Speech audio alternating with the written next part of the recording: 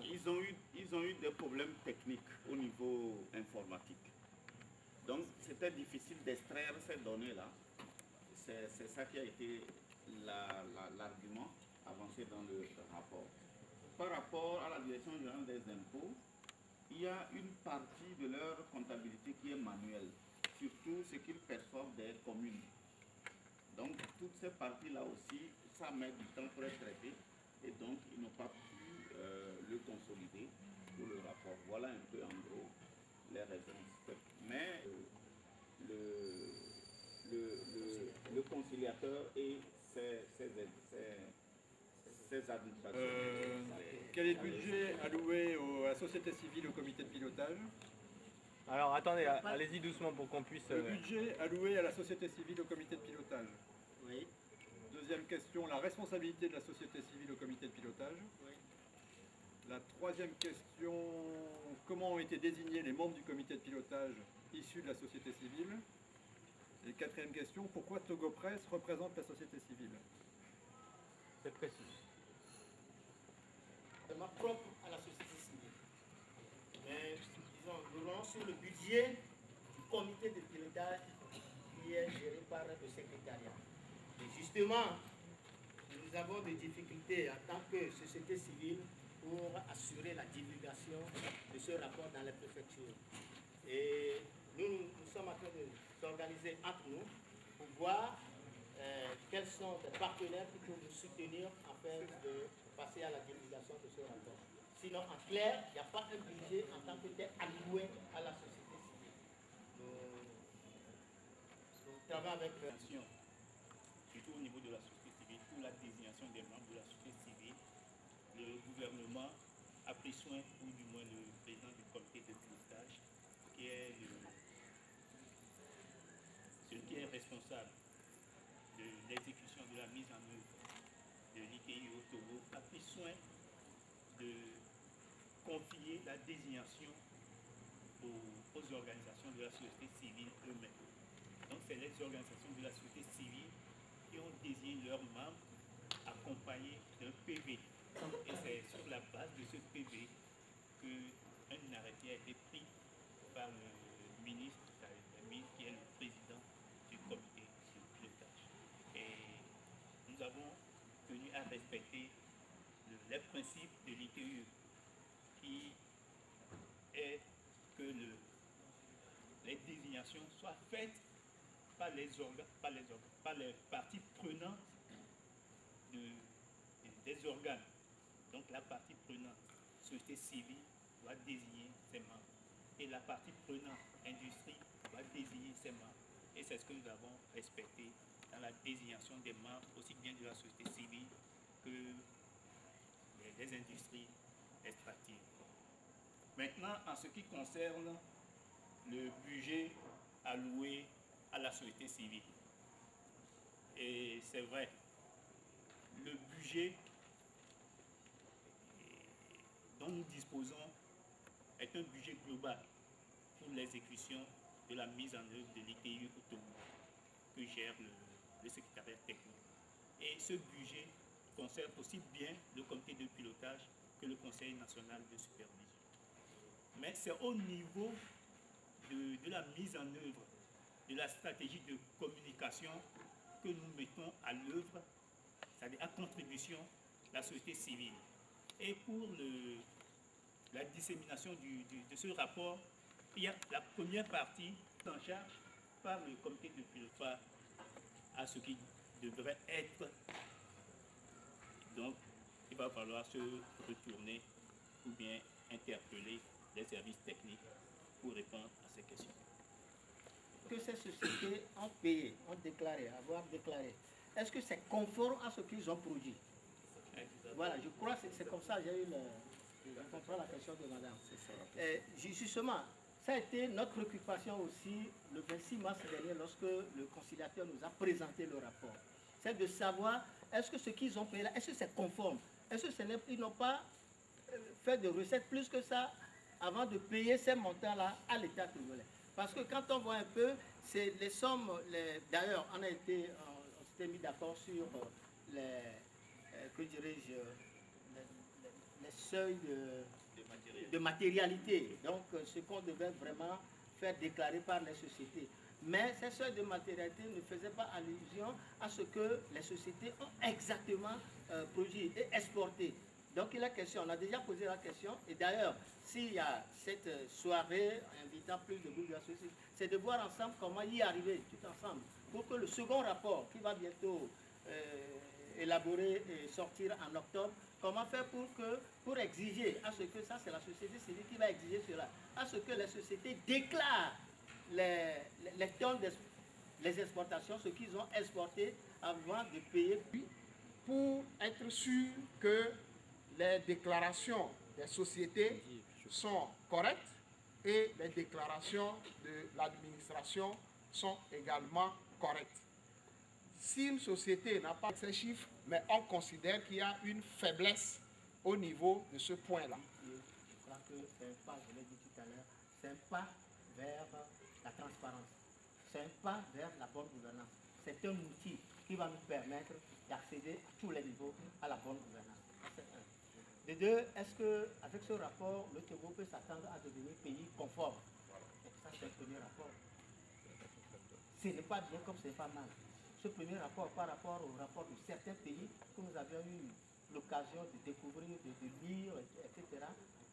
Je ne tire pas chapeau pour notre pays, mais nous sommes sur la voie d'être pays conforme. Raison pour laquelle des gens d'atelier, raison pour laquelle la dissémination rapide de ce rapport dans le pays, raison pour laquelle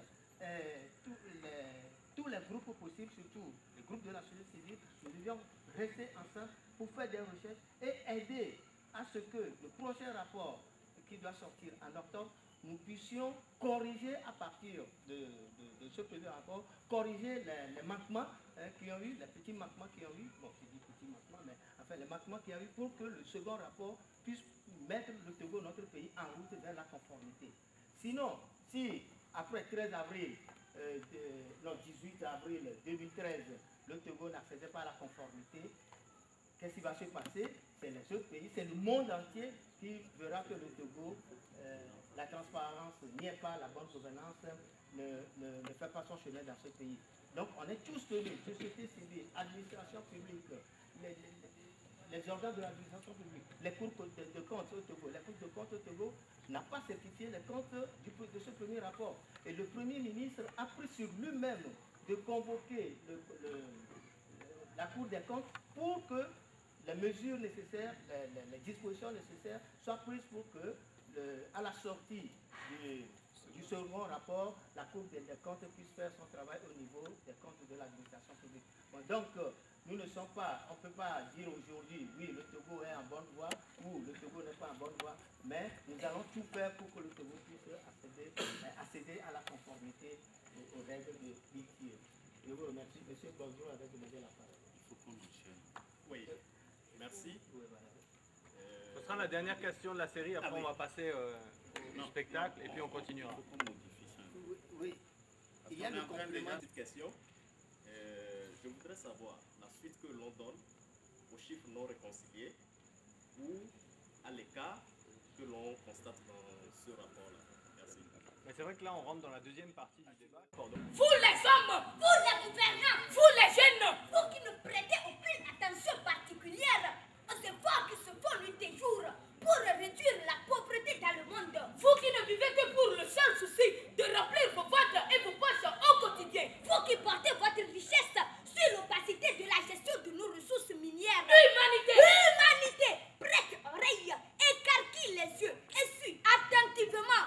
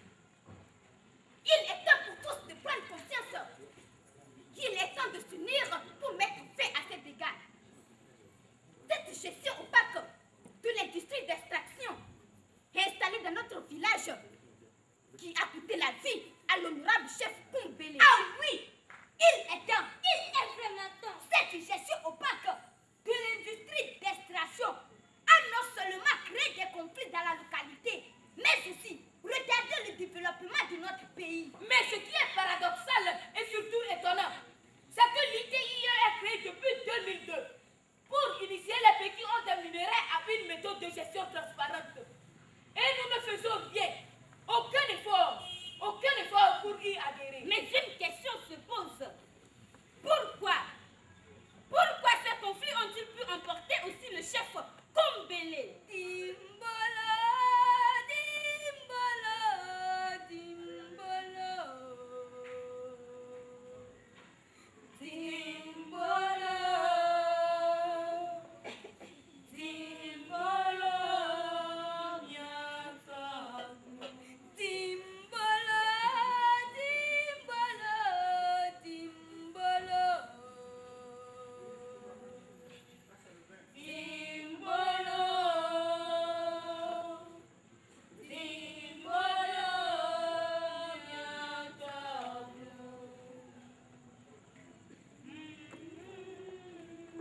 Dans certains pays, l'ITIE a fait former des acteurs impliqués dans la gestion des revenus issus des industries extractives. Depuis ce jour, ces revenus répartis entre les industriels, le gouvernement et la population locale sont déclarés et bien gérés. Ces États sont devenus aujourd'hui crédibles et inspirent confiance. Mais dans notre pays, ces revenus ne sont bénéfiques qu'à un groupe d'individus dont le chef Kumbele créant ainsi la révolution des jeunes. C'est cette révolution qui a coûté la vie à l'honorable chef Kumbele. Plus la gestion de nos ressources est opaque, plus notre vie est en danger.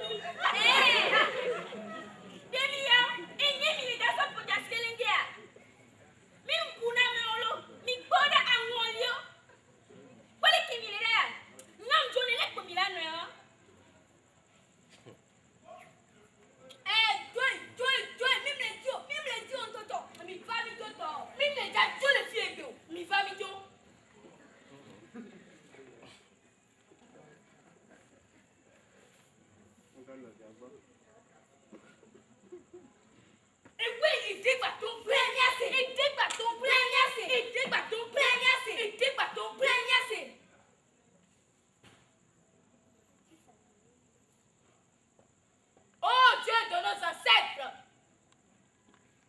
Dieu des enfants, notre chef Kumbele est mort malgré toute votre protection. Une tragédie que nous avons du mal à comprendre. Sur ce, par le biais de mon intervention, tout le village attend de vous des éclaircissements. À court. Viens tomber à court. À court. Viens tomber à court. Viens tomber à court. Si ces revenus sont toujours mal tirés, c'est parce que jusqu'aujourd'hui, les gens ne pensent uniquement qu'à leur ventre et refusent d'adhérer à l'ITIE. Et après plusieurs décennies, ça rapporte.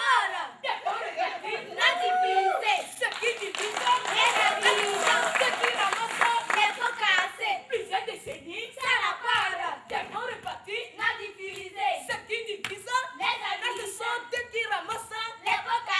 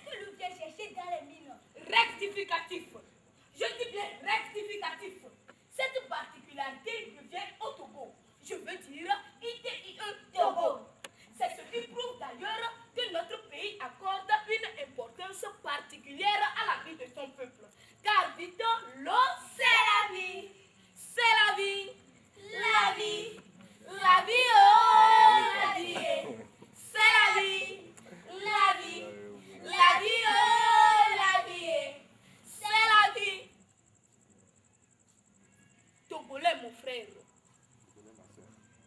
Togolaise, ma soeur. Chers pays africains, pays pauvres de l'humanité, je le sais. Je sais que tu es déçu par la mauvaise gestion des revenus issus de nos industries extractives. Je le sais. Mais où vas-tu avec cette déception? Où vas-tu avec ce silence? Tu penses que l'ITIE ne peut jamais venir à bout de ses objectifs? Non. Non. Détrompe-toi. Car elle a déjà porté ses fruits dans plusieurs pays, dont le Libéria, le Ghana, la Mongolie. Emboîtez le pas à ces pays pour le développement de nos nations. Comme Bélé, un grand homme, le chef du village Nyakobro est mort. Selon les sources, il a été décapité pour n'avoir pas impliqué sa population dans la gestion des revenus issus de nos industries extractives. Que tout ceci nous serve de leçon pour qu'à jamais, oui, à jamais, nous puissions dire non à toute gestion opaque, source de conflit, comme l'a su bien montrer Tony Blair en 2002, à l'origine de l'initiative en Afrique du Sud.